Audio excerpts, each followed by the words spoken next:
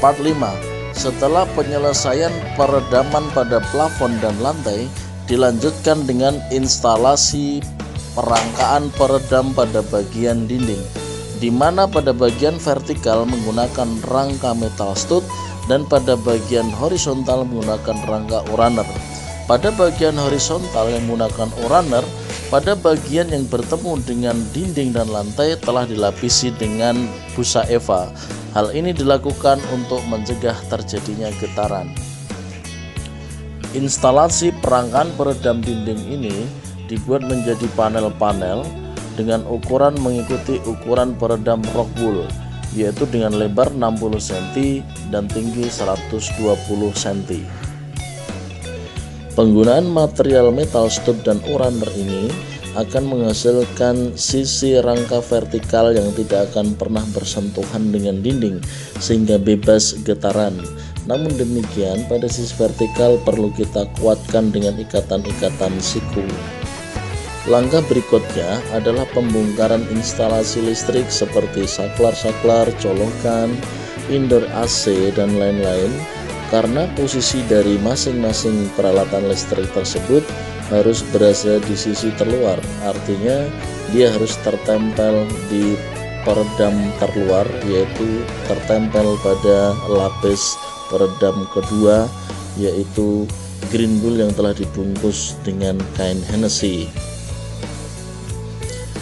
Ini adalah contoh pembuatan dudukan saklar listrik dan colokan-colokan listrik.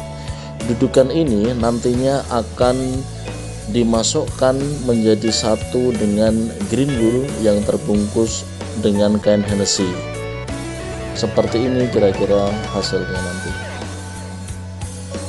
Setelah instalasi rangka peredam dinding selesai dilakukan, langkah selanjutnya adalah memasukkan peredam rock wool ke setiap panel yang terbentuk. Setiap rock wool yang masuk ke dalam panel akan bisa pas karena memang ukuran dari panel atau dimensi dari panel disesuaikan dengan dimensi rock wool. Setiap kabel listrik harus dilewatkan atau ditembuskan ke dalam rock wool karena nanti kabel listrik itu akan dirangkai ulang di lapis peredam terluar, yaitu akan dirangkai dengan saklar atau colokan atau kebutuhan listrik lainnya. Peredam rock wool ini memiliki spesifikasi lebar 60 cm, panjang 120 cm, ketebalan 5 cm, dan dengan densitas 100 kg per meter kubik.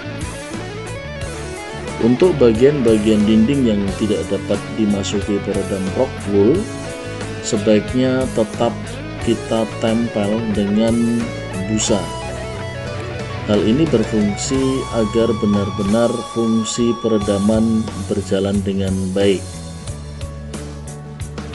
Busa yang kita gunakan sebaiknya tidak terlalu tebal, yaitu cukup dengan ketebalan 2 cm atau 3 cm.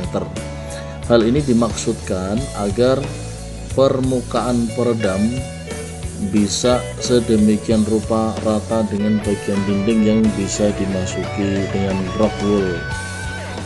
Terlihat seluruh bidang dinding pada semua panel telah terisi dengan rock wool secara rapat. Kemudian akan dilakukan penutupan dengan gipsum pada seluruh bidang dinding. Saksikan pada part berikutnya. Demikian part 5, terima kasih. Part 6. Ini adalah proses finishing, yaitu pelapisan cat pernis pada papan kayu jati Belanda yang nanti akan ditempelkan pada sisi-sisi absorber atau peredam plafon. Pastikan plafon telah dicat seluruhnya.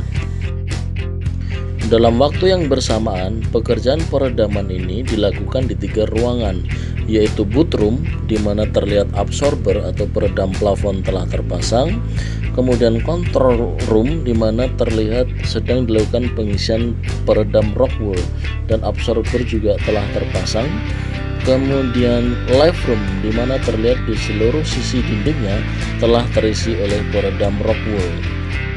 Ini adalah proses pembungkusan panel absorber dengan kain Hennessy sebelum sisi-sisinya ditempel dengan papan kayu jati Belanda.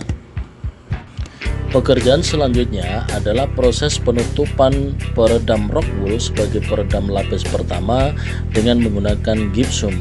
Gypsum yang digunakan adalah gypsum Jaya Board dengan ketebalan 9 mm, lebar 1,2 meter dan panjang 2,4 meter. Pastikan pemasangan gypsum ini dilakukan secara rapat dan rapi sehingga suara di dalam tidak akan keluar dan suara dari luar tidak akan masuk ke dalam studio. Pemasangan gypsum ini menggunakan skrup baja ringan di mana ditempelkan pada rangka metal stud. Proses selanjutnya adalah proses penutupan setiap sambungan gypsum dan setiap titik skrup baja ringan yang menempelkan gypsum ke rangka metal stud dengan kompon. Proses pengomponan ini harus memastikan setiap sambungan dan setiap titik skrup baja ringan tertutup dengan rapat sehingga tidak ada lagi celah yang memungkinkan suara bocor keluar atau ke dalam. Setelah seluruh sisi dinding yang berisi rock wool sebagai peredam lapis pertama telah ditutup dengan gypsum yang telah dikompon, proses selanjutnya adalah pemasangan peredam lapis kedua.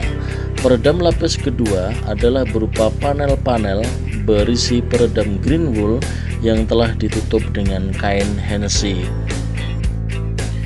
Yang perlu diperhatikan adalah seluruh dudukan, colokan, dan saklar listrik telah dimasukkan ke dalam panel peredam lapis kedua ini.